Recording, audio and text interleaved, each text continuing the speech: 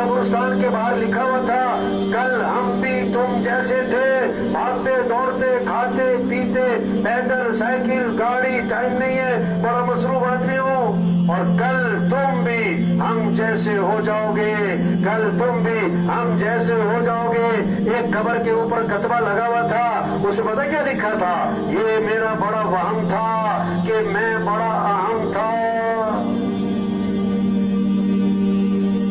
ہم خطرے میں کس کو سمجھ رہے ہیں؟ جس کو ڈاکٹروں نے جواب دیا ہوا ہے، حالانکہ پتہ کسی کا بھی نہیں۔ عمر بن عبدالعزیز رحمۃ اللہ علیہ کو زہر دیا گیا اور زہر اثر کر گیا، ابھی 43 سال کے قریب عمر ہے، آنکھیں بند کر کے لیٹے ہوئے ہیں، دائیں بائیں لوگ بڑے افسردہ بیٹھے ہوئے ہیں۔ طبیب آیا، اس نے دیکھا اور دیکھ کر کہنے لگا انہیں زہر دیا گیا اور زہر ان پر اثر کر چکا، اب ان کی زندگی کا کوئی اعتبار نہیں رہا۔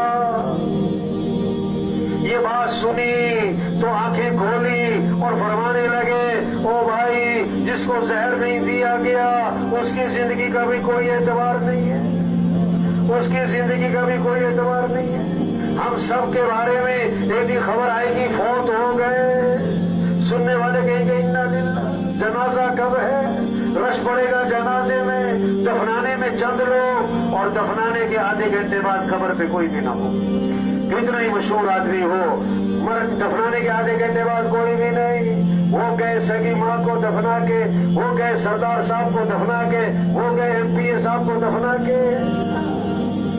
آج اپنے پر مٹی نہیں پڑنے دیتے، پھر منو مٹی تلے دبا دیے جاتے، اور مٹی ڈالنے والے کون؟ اپنے